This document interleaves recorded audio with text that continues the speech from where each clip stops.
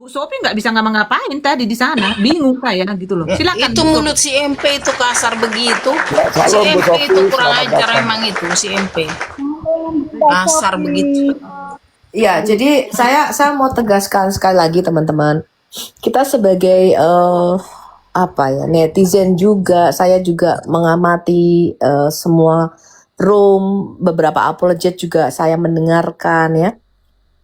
Kita itu harus bisa membedakan yang namanya kesalahan dengan tindakan melawan hukum atau kriminal. Contoh, kalau saya menuduh orang berselingkuh misalnya, atau saya ngatain orang misalnya botol misalnya, ini paling kasar ya. Saya sering ngatain ini botol banget sih, memang botol. Itu saya salah, saya minta maaf. Betul? Tapi kalau saya menipu Anda, ya, menipu uang Anda, atau saya melakukan tindakan misalnya memalsukan dokumen, atau saya melakukan tindakan suatu penipuan, itu kriminal, itu bukan kesalahan teman-teman. Ini Anda harus bisa bedakan ya. Ya. Saya contoh, saya gosipin tetangga saya, tetangga gue tuh beli kulkas tuh kayaknya hasil korupsi deh gini-gini, atau tetangga kita tuh kayaknya selingkuh deh sama mas ini nih. Saya minta maaf, itu suatu kesalahan yang saya lakukan. Mungkin karena saya iri hati atau karena saya sombong, cuman gitu doang gitu. Itu kesalahan. Tapi ketika saya melakukan satu tindakan pencurian, ketika saya melakukan satu tindakan pembunuhan, itu kriminal, itu bukan kesalahan teman-teman. Dan hal-hal seperti itu tidak bisa diselesaikan dengan permintaan maaf. Bagaimana kasus pembunuhan dan pencurian bisa diselesaikan dengan maaf? Itu tidak bisa. Betul. Itu pelanggaran hukum. Jadi teman-teman tadi waktu di RK, bahkan Rosemary itu tidak bisa membedakan mana yang salah, kita minta maaf, mana yang merupakan tindakan penipuan dan apa ya, pemalsuan dan kriminal. Ini nggak bisa bedain. Ya, itu satu. Yang kedua, saya sangat mensupport jikalau kita semua bisa berdamai. Betul ya Kak Reda? Artinya saya sangat senang sekali. Siapa sih yang tidak mau lihat apologet kompak semua nih. Ya. Wah, menggetarkan dunia Islam. Satu Bang Edi saja sudah membuat banyak orang murtad.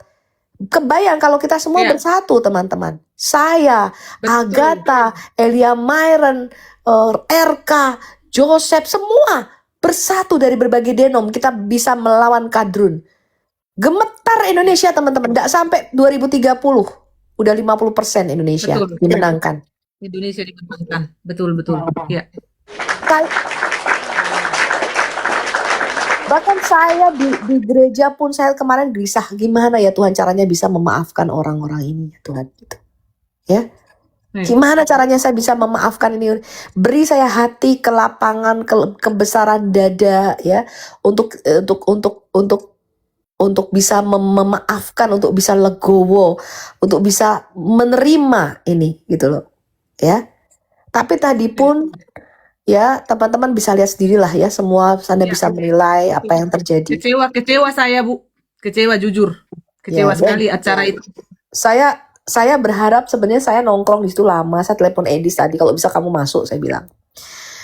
Tapi beliau katanya masih di luar ya. Saya dengerin aja dulu. Saya bilang kalau bisa kamu masuk. Kalau kita bisa rekonsiliasi atau bisa berbaik, sebenarnya bagus gitu loh. Artinya hati kita sudah tenang lebih dulu dan kita bisa melayani dengan lempeng aja gitu, lurus-lurus aja. Makanya saya bilang kembalilah ke motivasi awal kita dalam berapologet. Motivasi awal kita itu bukan uang, ya.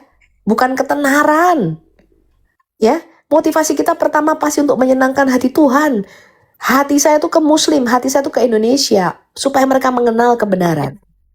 Gitu loh. Maka saya bilang tadi, kembali ke motivasi awal, kembali ke motivasi awal. Ya, tadi Yuli juga masuk komal saya juga bilang, Yul, kalau ada kesalahan kamu dalam hal keuangan ataupun beresin ini, jangan sampai jadi batu sandungan, supaya ke depan kita bisa melayani Tuhan dengan lebih baik. Kita semua tidak ada yang tidak berdosa. Saya punya kesalahan, saya punya dosa-dosa. Ya, saya tidak mau menjudge orang, tapi baiknya kita akui dosa kita, kesalahan kita, ya kita bertobat gitu loh. Selesaikan. Kita punya hutang, bayar. Ya, jangan sampai kita jadi batu sandungan bagi orang lain. Ya, dan Dan kedepannya kita melangkah dengan sesuatu yang baru, dengan sesuatu yang lebih baik lagi. Itu sebenarnya curahan hati saya, Kak Reda. Terus aku juga nggak tahu tuh masalah uang 35 juta. Ya, saya tidak pernah itu mengatakan itu ditransfer ke mereka loh. Siapa yang ngomong? Jadi mereka memelintir. Saya juga baru tahu itu tadi ya dari Kiamat kemarin bilang perkataan Bu Sofi itu dipelintir waktu Bu Sofi turun. Karena saya udah kesel sekali, saya nggak dengerin kan waktu itu, Kak Reda. Ya. Iya betul. Jadi mereka itu meminta, pertama nggak gitu. Pertamanya mereka bilang, Bu Sofi saya nggak minta apa-apa. Saya tuh punya usaha, saya punya duit, kata si Ray. Bapak di mana? Di Bali pertama dia bilang. Ternyata di Sulawesi. Kan saya bingung. Kemarin baru bilang di Bali, kenapa hari ini sekarang bilang di Sulawesi? Saya hanya minta waktu itu untuk tiket dia yang tanggung katanya. Terus minta uang apa, saya agak lupa karena udah bertahun-tahun lalu ya. Saya bilang baik. Terus ujung-ujungnya mereka tuh bikin rapat sendiri sama Bu Yulia pada waktu itu. Ngerubah itu. Bilang, Bu kita butuh 35 juta. Loh 35 juta? Iya untuk begini, pokoknya begitulah. Saya bilang, kita transfer ke Kiamat. Saya lupa tuh kalau nggak salah 25 jutaan sekian. Kita pegangin Kiamat uang sekian.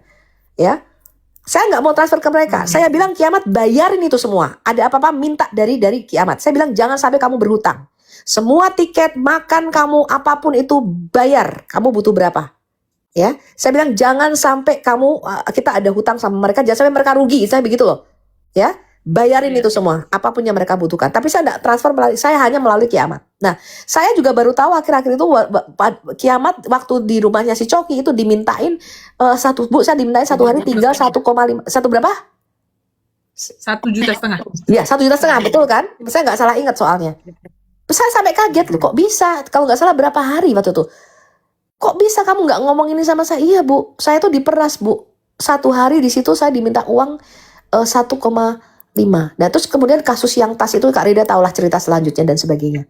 Iya. Ya, lalu Coki bilang begini, mau pakai cara halus atau cara kasar? Cara halus 15 juta, cara kasar kita mau tusuk-tusukan. Akhirnya dibantu sama Adirion. Ya, sisa selanjutnya saya nggak tahu tuh, biar Kiamat sendiri yang cerita. Saya bilang dua-dua cara ini bisa kita lakukan. Tapi saya bilang saya akan transfer kamu. Bayar aja, bilang ya kita kasih apa susahnya sih Kiamat ya, saya transfer kamu 15 juta, kamu kasih sama Adirion sana, jangan gontok-gontokan, ambil itu barang kamu kasih duitnya. Kiamat bilang jangan Bu, nanti kalau kita turuti terus minta duit terus dia. Terus saya bilang terus kamu maunya gimana? Sekarang kalau kita pakai cara ribut, saya bilang kalau sampai ada polisi datang pada waktu itu kan kasus dia kan masih naik-naiknya tuh Kak Rida. Kalau sampai ini terjadi keributan, memancing apa nggak malah kita jadi mengekspos dia kan gitu loh Kak Reda. Jadi kita tuh berpikirnya tuh banyak sekali gitu loh. Pada waktu itu.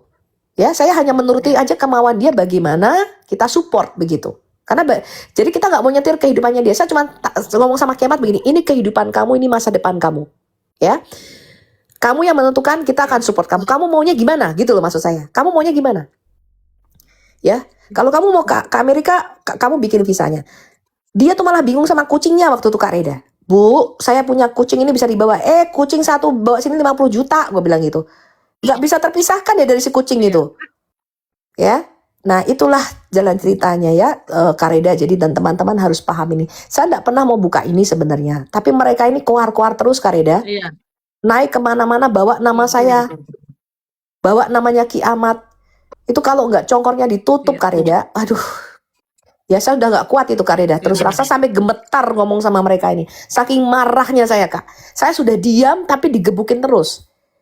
Saya gak bisa gitu ya. Itu sih teman-teman yang saya rasa harus saya sampaikan. Saya rasa udah cukup sekian.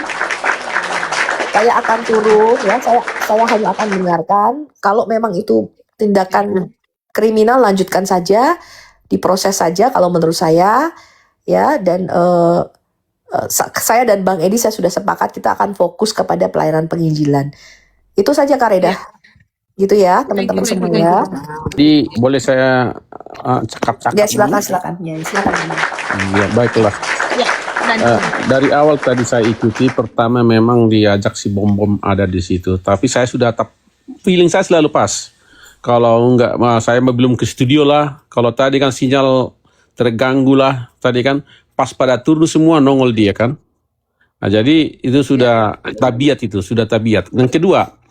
Yang kedua saya lihat tadi bukan ya, Komal itu bukan menyelesaikan persoalan. Beda dengan Pavel 88 kemarin. Itu mengundang pertikaian lebih meruncing lebih tajam lagi. Kenapa? Ya. Ketika si MP, si Mata Picik tadi berbicara dengan kasar, dengan ketus, si RK selalu membela dia dengan mengatakan orang Timur seperti itu tapi hatinya lembut. Tapi ketika tadi si Bintang berbicara selalu dipotong dan selalu mengatakan enggak benar. Di situ saya sudah melihat, makanya tadi saya buat di live chat itu, Bu Sofi turunlah. Ini tidak kondisif lagi situasi, nggak tahu apakah dibaca apa enggak. Karena tadi Bu Reda juga bilang ke saya, tolong dibilang sama Bu Sofi turun dari situ. Karena memang itu adalah memang ladang pembantaian. Jujur aja saya melihat RK di situ tidak jujur. Dia mengundang semua yang pernah bertikai dengan Ibu Sofi. Ada si Justin lah, ada si Anu lah, semua dimasukin. Tapi dia seakan-akan bahwa dia di tengah. Setiap orang itu berbicara, Justin, orang Timur begitu. Ya, hatinya lembut, tapi menyakiti hati orang lain. Apakah memang begitu orang Timur? Saya pikir orang Timur tidak begitu. Enggak, Itu saya punya karakter. banyak teman nggak kayak gitu. Iya, betul. Saya juga banyak Saya orang punya Timur teman juga. orang Maluku, orang Timor Leste, orang ini nggak seperti itu sikapnya. Iya, saya di overseas juga orang-orang Timur kawan saya, 70% hatinya tidak seperti yang saya lihat yang membawa Alkitab seperti si MP. MP itu kalau ngomong sama perempuan apalagi Pak, kasar. Oh, makanya waktu itu sama si Yuli sudah saya bilang, Iya, ketika sama Mas Yuli akan Yuli, nangis. lihat bentar lagi kau turun, akan dibuat kau dipersekusi dengan sesuka hatinya. Ini Saya- cocok dipakai rok dia ini, sudah saya bilang. Saya tadi Amang di ruangannya RK, saya tuh waktu MP ngomong, waduh saya udah nahan diri jangan sampai saya tuh emosi. Sebab kalau saya meledak di situ ya, udah denger narasi dia aja, bercermin kamu. Ya kan? Dia sendiri nggak bercermin. Kalau saya emosi tadi Kak Reda, saya mengikuti hawa nafsu saya. Udah itu mungkin saya udah bubar tadi. Tapi saya mengatakan Iya. tahan. Artinya Jadi saya teruskan dulu biar saya jangan putus, otak saya sudah agak blank ini. Jadi yang Ya, terputus. Yang silakan. kedua, itu yang saya lihat tadi tidak kondusif. Yang ketiga, makanya saya bilang di sini kemunafikan semua di situ. Si Justin tadi, ketika Bu Marsiah ada di situ, dia mau klarifikasi Bu Marsiah, tapi si Justin, saya tidak pernah kau menyinggung kamu. Saya sendiri mendengar saksi ketika beberapa bulan yang lalu, ketika si CP masuk, saya lupa di Komal siapa itu, dia mencaci maki si CP pada saat itu. Ini orang ini siapa ini? Gundul macam-macam. Kemudian Bu Marsiah hari itu tidak ada di situ. Tapi ikut dicaci maki dia. Ada lagi ibu-ibu yang suka menghujat itu entah dengan kasarnya. Tapi tadi dia tidak mengaku apa yang dikatakannya ketika Bu Marsiah tadi, Ibu Asia tadi menjelaskan. Makanya saya bilang ini tadi untung saya cari Antimo enggak ada. Mau muntah saya tadi lihat orang-orang itu bicara tadi. Betul. Ya, kemunafikan semua. Iya kan? Cara berbicara kepada si wanita pun tidak ada. Makanya ini akan luka-luka batin masa lalunya ini. Kayak si MP ini bagaimana perempuan dia tidak ada rasa hormatnya sedikit pun. Ya, apakah dia seperti itu sama orang tuanya? Nggak tahu saya. Sekasar-kasarnya perempuan, tapi nurani seorang laki-laki kepada si perempuan itu pasti ada. Ini sedikit-sedikit saya ancam. Dia tidak mengatakan bahwa itu tidak ancaman. Itu kan luar ancaman biasa itu. Saya tahu kamu siapa Yuli ya, saya tahu keluarga Itu kan kamu sudah itu ancaman itu. Iya. Tapi dia tidak mengatakan seperti itu. Makanya saya bilang tadi, aduh. Jadi makanya saya bilang, jadi memang kalau dibilang si RK berselancar di permasalahan, berselancar di penderitaan orang, udah pas dia itu, ya.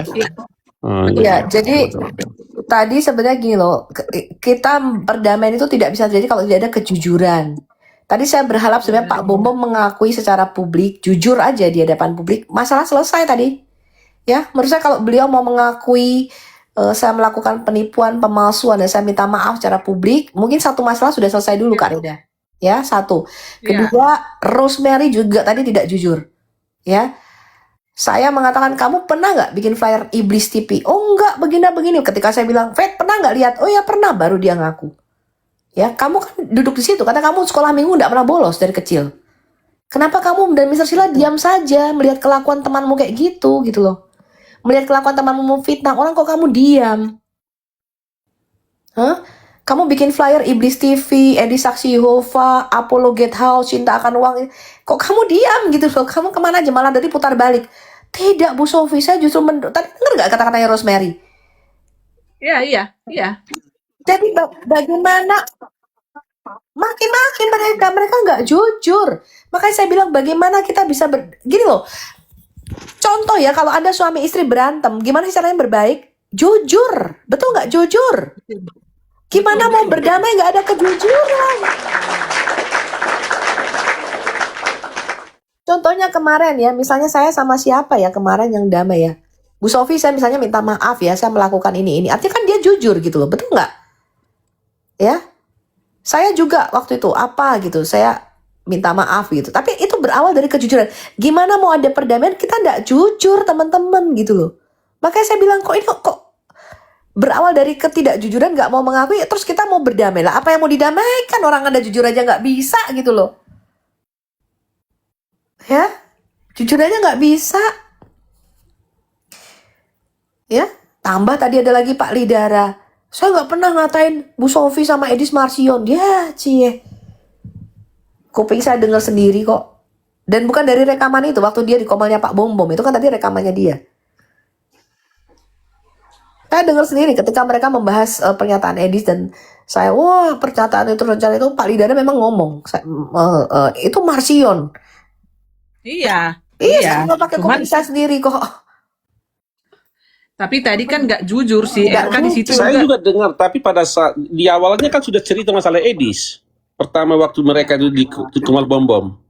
Tapi kan fokus sekali mulut si Lidara tidak menyebutkan, tapi dari awalnya sudah menyebutkan itu.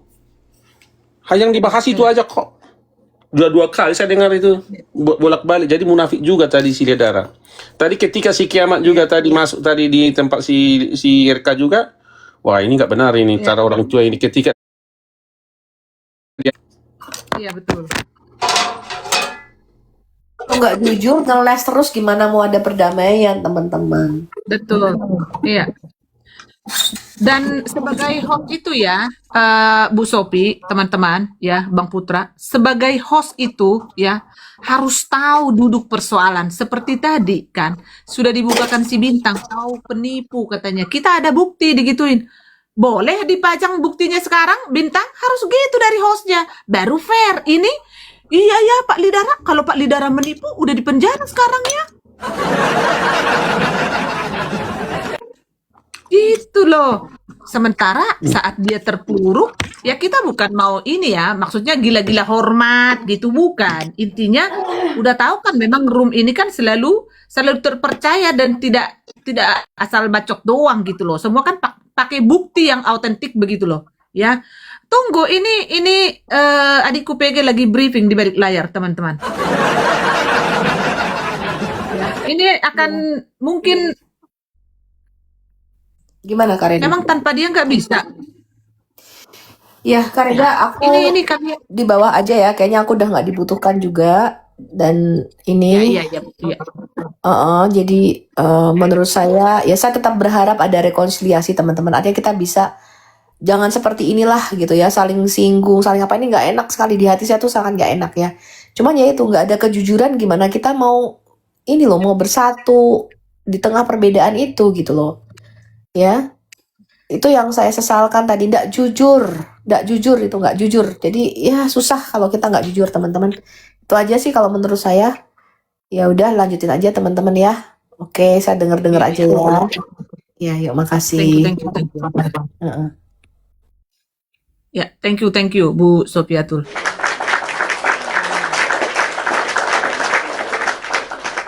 Nggak jujur kayak Mamat.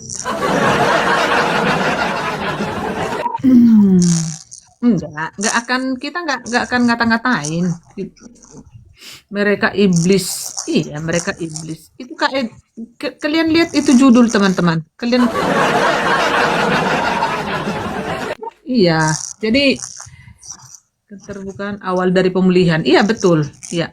Ya semuanya harus terbuka gitu loh. Sudah kayak Uclim mereka. Benar. Coba dilihat Wawa, Dek, PG. Yang penting dia bisa itu. Gimana, Dek?